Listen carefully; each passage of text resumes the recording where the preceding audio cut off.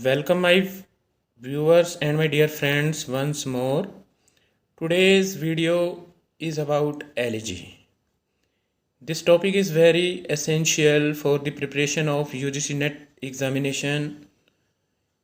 It is also very important topic for those who are preparing for the recruitment test of assistant professor in different parts of our country. There are always some questions on different allergies, how its meaning changes with the passage of time. I hope that it will help all of you, those who are preparing for PGTs and TGT examinations also. So without wasting time, let's start our video.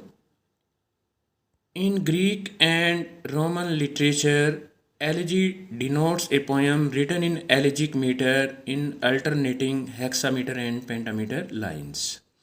In Europe and England, the term elegy was used to express elegiac verse form as complaints, especially about love.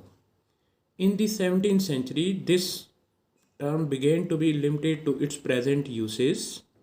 Occasionally, the term was used in a broader sense for somber meditations such as The Wanderer and Seafarer and Thomas Gray's Elegy in a Country Churchyard, whose theme is human immortality.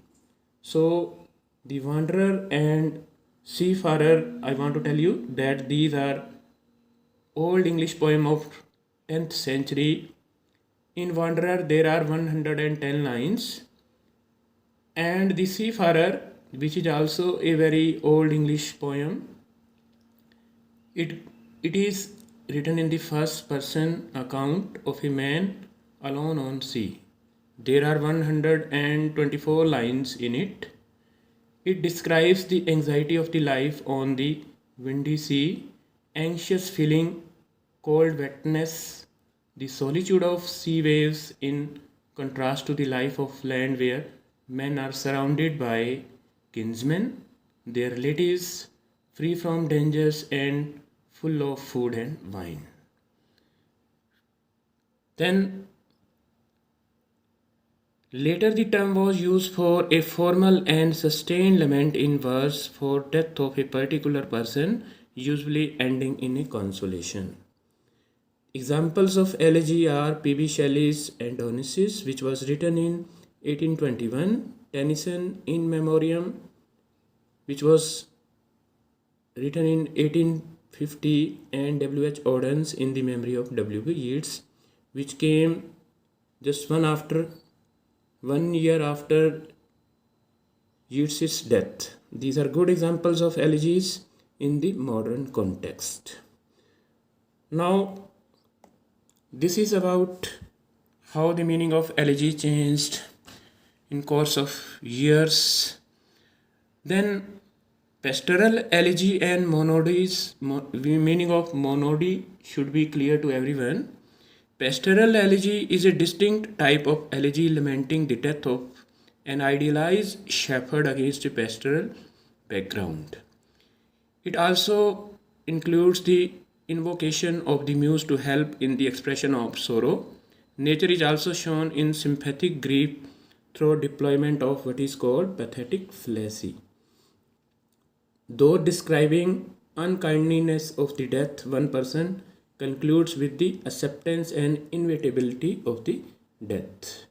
So, examples of pastoral elegies are Milton's Lycidas, which came in the year 1638. Okay. Then monody is a poem mourning someone's death spoken by a single person. For example, Milton's Lycidas and Arnold's Tiresias are example of monodies. Okay. Now these three terms are clear to everybody, I think. Now let's talk about different elegies, different famous elegies, their writers, their poets, and mourned individual in them. When these were published, I have arranged these in a chronological order. So Nobody will make a mistake in answering the question which are asked in different competitive exams. First is Astrophel. Astrophel came in the year 1595. It is written by Edmund Spenser. The main individual in this poem is Philip Sidney, the Elizabethan poet. It is dedicated to Sidney's widow wife, the most beautiful and virtuous lady, the Countess of Essex. Her name was Frances Walsingham. There are 134 total lines in it. Then our Spenser wrote another elegy also. Okay, I don't want to tell its name. The next slightly less important work is, that is elegy, is In Yonder Grave a Druid Lies. It is written by William Collins and he mourned James Thomson in this poem. Okay, this is slightly less important work, so I don't want to tell you much about it. Then third important work, elegy, is Lycidas. Lycidas came in the year 1638. John Milton is the writer, poet of it. There are 193 lines in it, and the main individual is one of Cambridge friends of John Milton. He was very intelligent, but unfortunately he drowned in 1637 at the age of 25. This poem is subtitled A Monody, a pastoral elegy, as the speaker is a shepherd. The lament is for another shepherd, and there is invocation of muse also in this poem, and this element tells that this poem is a pastoral elegy. Then elegy written in a country churchyard, which came in the year 1751, is written by famous poet Thomas Gray. In this poem he does not mourn an individual, but it is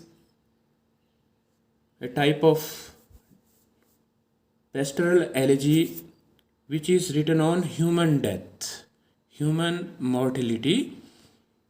Then number 5 is Adonis, which was written in 1821. It was written by P.B. Shelley on the death of John Keats. Okay, it is the best known works of P.B. Shelley. It is having 55 Spenserian stanzas in 495 lines. It is also a pastoral elegy in the tradition of John Milton's Lycidas. Okay, after reading the poem, listeners feels that P.B. Shelley is saying that Troy reviewers are the reason for Keats' death. Okay, Keats' death. The poet weeps for John Keats, who is dead and who will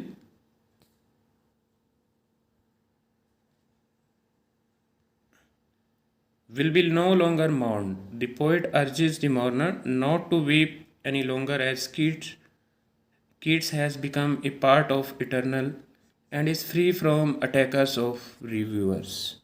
He is dead. He is not dead. It is he has gone where envy, hate, and pain cannot reach him. He is made one with nature. His being has been withdrawn into the one spirit which is responsible for all beauty. In eternity, other poets, Thomas Chatterton, Philip Sidney, and Roman poet Lucan, come to greet him. Shelley feels he is carried away to where the soul of great glows like a star in the dwelling where those who will live forever are. In nutshell, he held Troy reviewers responsible for Keats' death. This is all about Adonisis. However, this is not enough. Okay, you must read these works in detail. Okay, I will also make videos on these works when time will permit me, but this is a general discussion on elegy. The next important work that I want to discuss is Tyresis. Tyresis is written by Matthew Arnold. This work is written to mourn the death of Arthur Hugh Clarke, who died in 1861 at the age of 42. He was Cambridge's friend of Matthew Arnold. Okay,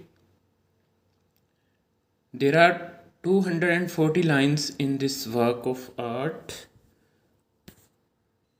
Tyresis came in the year 1866.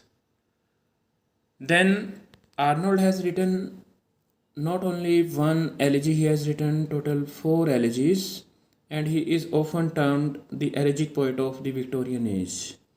The other works that you must remember about other elegies of Arnold are Rugby Chapel, which came in the year 1867.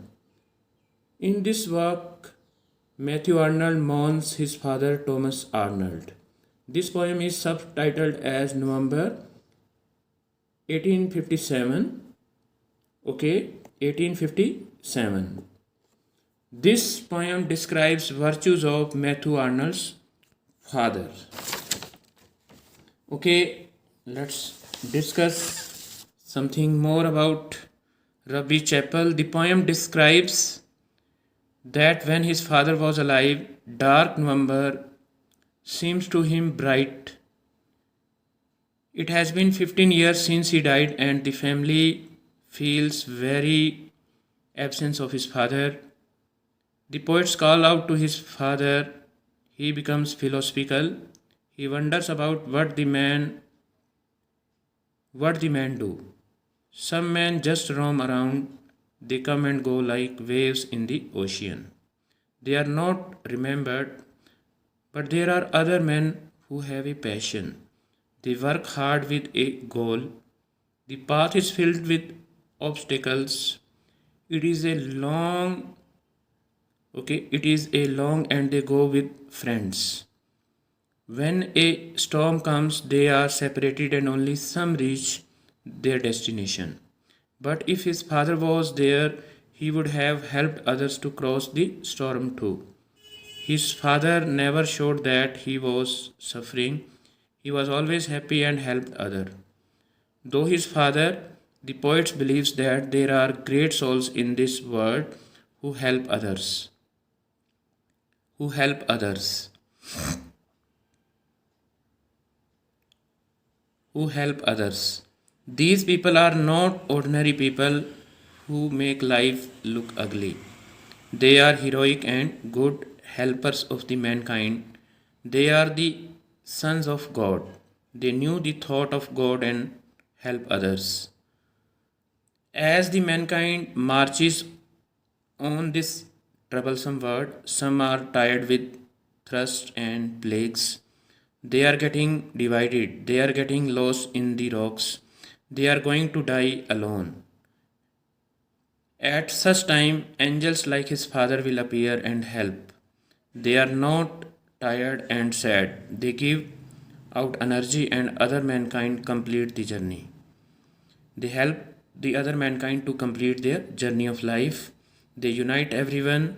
The men feel energetic with a new hope and continue till they reach the destination. This is all about Rugby Chapel. I have described its summary. Now, another poem which is very famous and which is an elegy is A Southern Night. This is also written by Matthew Arnold, and this poem commensurate Matthew Arnold's brother. Okay, then Westminster Abbey is written by Arnold on the death of a poet Dean Stanley. Okay, Dean Stanley. Then In Memoriam. In Memoriam is written by the representative poet of Victorian era, okay, Lord Alfred Tennyson. It was written in 1850. It is the longest elegy, okay, among all these elegies that I have discussed. There are 2916 lines in it. It is a requiem for the poet's beloved Cambridge friend Arthur Henry Hallam, who died due to a brain hemorrhage, okay, cerebral hemorrhage, in 1833 at the age of 22. The original title of this poem is The Way of the Soul. It can come in exam. Tennyson took 17 years from 1833 to 1850 to write it. The poem has a prologue and an epilogue also. The poem has a 4-line stanza with rhyme scheme ABBA in iambic pentameter lines. In this poem, Tennyson views cruelty of nature and mortality in the light of materialistic science and faith. The poem has a great desire for physical contact between two men, the longing for a touch of hands, chests, and lips. The second last work that I want to discuss is In the Memory of W.B. Yeats. This poem is a beautiful elegy written by W.H. Auden on the death of W.B. Yeats, as its title indicates. You know, W.B. Yeats died in the year 1939, and this elegy came in just after the same year, just after 1 year, 1940. Okay, Yeats died on a very cold day. In this poem, it is described the airports were deserted. Okay, but the poet W.H. Auden says that his death will not cause, okay, his death will not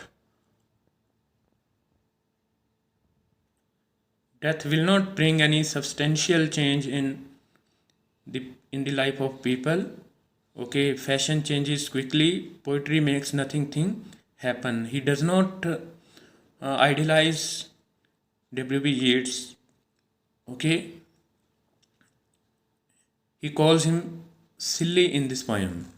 Then the last work that I want to tell is When Leslie in the Dooryard Bloomed. It was written in 1865. This poem is written by Walt Whitman. The mourned individual in this poem is President Abraham Lincoln. Okay, it is described that this poem was written in summer season. This is all about elegies. I have discussed in detail about different elegies of English literature. Okay, there are questions based on these elegies, when these were written, who is the writer of these elegies, and who is the mourned individual, what are the special features of these elegies. I hope that my lecture will definitely help you answer the question which are asked in competitive exams on the topic elegy. In the next video, I shall cover different odes, literary movements, okay, and some other topics. I will make video on these elegies when time will permit me, but for the time being, I think it is sufficient, because some of the students prepare and with the passage of time they forget publication dates. Okay, so I have written it in a chronological manner. At the last, if you like my video, share it with your friends. Okay, share it with your friends, and also if you like to comment, Okay, if you have any topic in your mind which is very important, write in the comment box. I will definitely try my best to make a video on it. This is all about today's video. Thank you so much, and have a nice day and best of luck for those who are preparing and who are to prepare in the competitive exams in coming days. Thank you so much and have a nice day.